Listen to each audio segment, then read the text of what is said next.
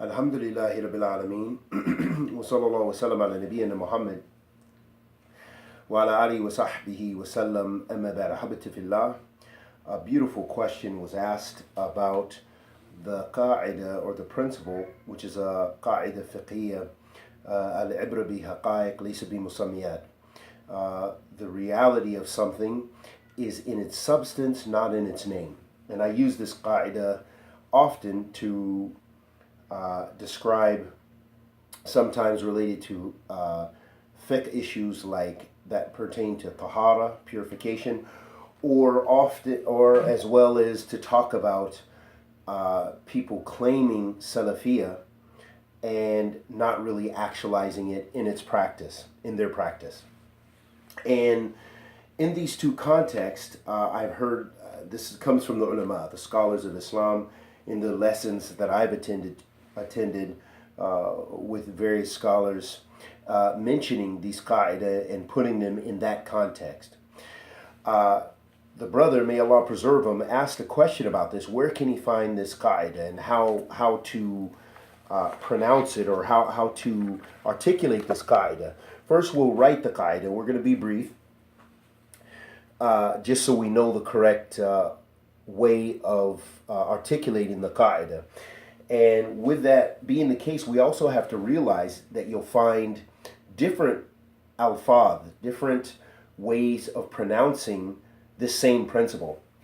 And due to this question, it made me do, for these past about 3 or 4 days, I've done a little research with my limited amount of time, running here, running there, trying to find in different books.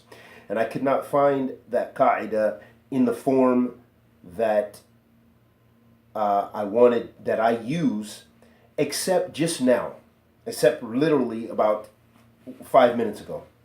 And I, went on the computer as well, and you heard there was different usages of that principle, and in some of the fiqh principles, they use it in another context related to related to buying and selling and ownership, and the alfaz, or the pronouncing of terms for buying and selling, or and so forth. But the way we use this qaida, in the context that I use it, and again, some of the places I found also mentioned, I believe, in one of the explanations of qawa'id al-arba, the 4 principles of Sheikh Muhammad ibn Abdul Wahhab, where he mentions about tawheed, that he made a similitude in the text, and I've forgotten the text, it's been a long time, and where he mentions about the difference between authentic tawheed is like the one who, and shirk is like the difference of tahara and being impure or having impurities. And this is in the context of the qaida. So we're going to very quickly give you some context, so that way you have a place to start with, and hopefully this principle will be clear. So the principle, and it's written like this, the one that I use and what I most commonly am familiar with, is al-ibra. So it's with a ayn. Al-ibra, hopefully you can see that. Al-ibra بالحقائق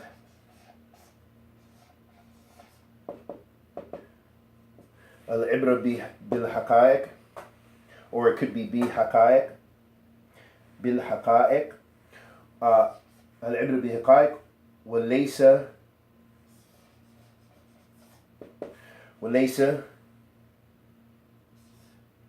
بالمسمي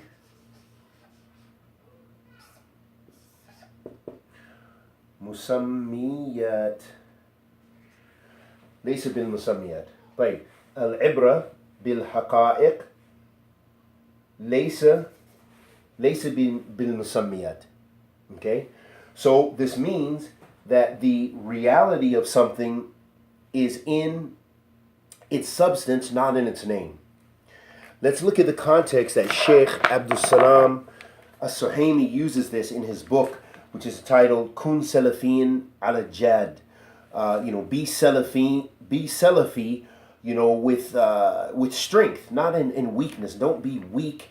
Be proud of being Salafi, not arrogant, but proud that you've traversed this path, which is a rare path, is the path of Ahl Sunnati wal Jama'ah, which most of the people unfortunately avoid. So in the context, the Sheikh was mentioning about how some groups, they call themselves Salafi Jihadiyya or Salafi Takfiriyya, or even the news and the media in the Arab world and in the non-Arab world, in the non-Muslim world, in the Muslim world, both realms, you find that people use these terms to describe Salafis. And so his book here was a clarification of Ahl Sunnati wal Jama'ah. And I believe this book is translated in English, and Jazakallah khairan to the translators. So you can find this book on one of the Salafi publication or one of those websites. Because I know the brothers, I'm almost positive someone is translated this years ago. So the Sheikh was clarifying that Ahl Sunnah, is those who actualize their practice. They truly, in substance, with their creed, their minhaj, their manners, and so forth, they follow the madhab of Ahl Sunnah. They follow the Salaf as-Salih. They are, in this context, in the contemporary times, referred to themselves as Salafiyun, bi'idnillah. طيب. The Sheikh mentions, he says here, so he's talking about the people saying Jihadiyya, Salafiyya, and things like this, and then he says, وَإِنَّ الْعِبْرَةَ هِيَ بِالْحَقَائق وَالْمَعَانِي لَا بِأَلْفَاظ وَالْمُسميات. So this is basically a little bit changing in the exact terminology we hear, but it's the same qawa'id, it's the same principle. So he said, the reality of something, and this is how they use it when it comes in, also in fiqh, when it refers to the chapter of bay' and stuff like this, in the different ways of purchasing something through using language, of course. Anyhow, so he says, إن العبرة هي بالحقائق والمعاني لا بألفاظ والمسميات. That the reality of something is in its meaning, not in alfaz. Alfaz meaning pronouncements or the different terminologies for something. Wal musammiyat, and the names. So for example, if someone says, and we're going to get real since we got the whiteboard here, but if someone says, I am we'll do it in English, takfiri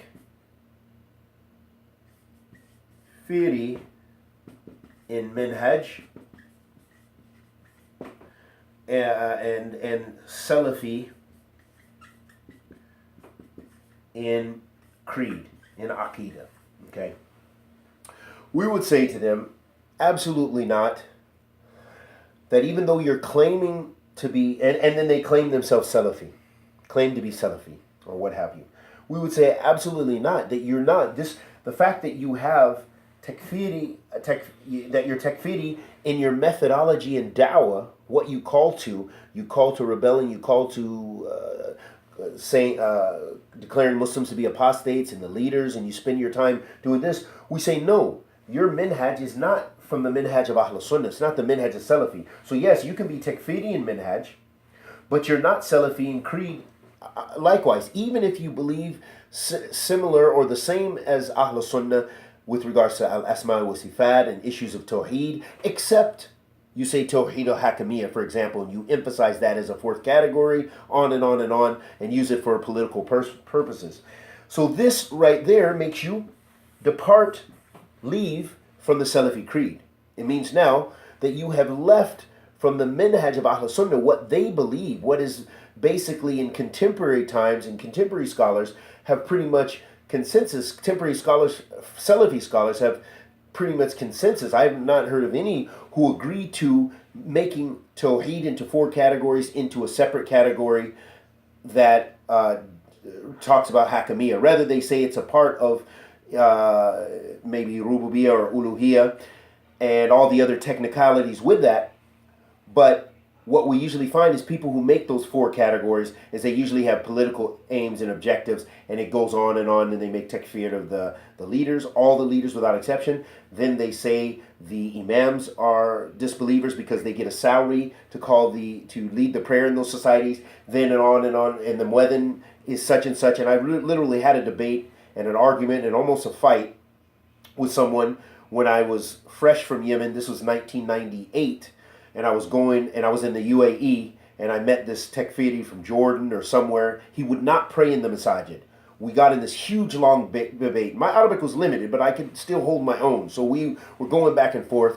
And then he said, the muezzin, they're this. And he said, all the people in the masjid, they're hypocrites. And I said, subhanAllah. I said, you're on this much misguidance? And he said, you are misguided. And then my man was with me, so he held me back because it was just heated. And it showed how sick he was, that he would pray just there in the desert, in the United Arab Emirates, but he would not enter the masajid because they were all hypocrites to him.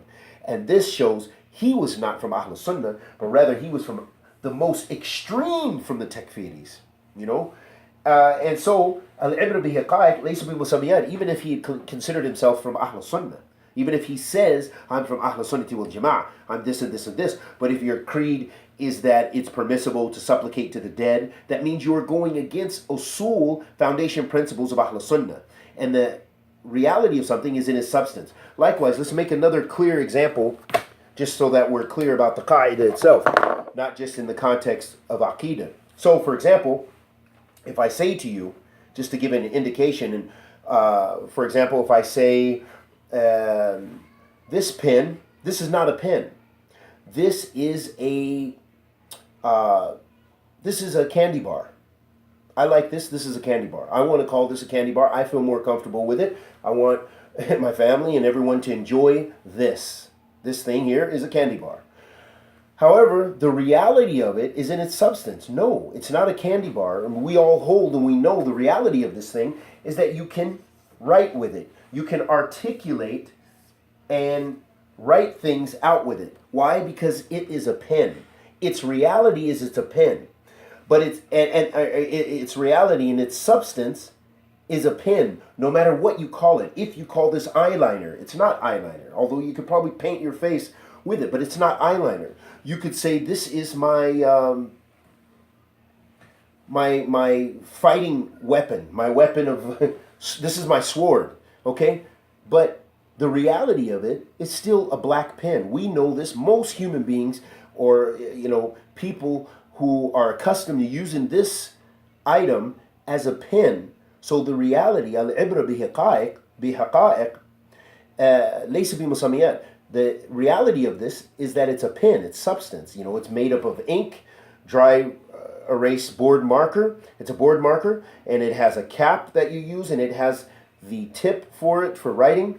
And that's the reality of it, but not in the name that you have given it. And so with regards to tahara and stuff like this, you'll find this in some of the fiqh books. They'll talk about, for example, water, and it's changing its osaf, or it's changing of its properties. So for example, if I do have a bottle of water here, okay? This bottle of water, we know this is a bottle of water. If I put a whole bunch of frankincense, I have some frankincense somewhere around here. If I put this frankincense and I let this, would we still call it water? Especially if it changed the color in totality, it became the brownish, cloudy color from the frankincense, the taste change, all the osaf change. Okay, or if you put Vimto or Kool-Aid, as we know it in America, you change the color and the taste of this. And we added a little sugar. It was still water. The asl was that it was water. But, and if someone says, no, that's water and I'm going to make wudu with it, we'd say no, because now it's no longer, it's changed in its substance.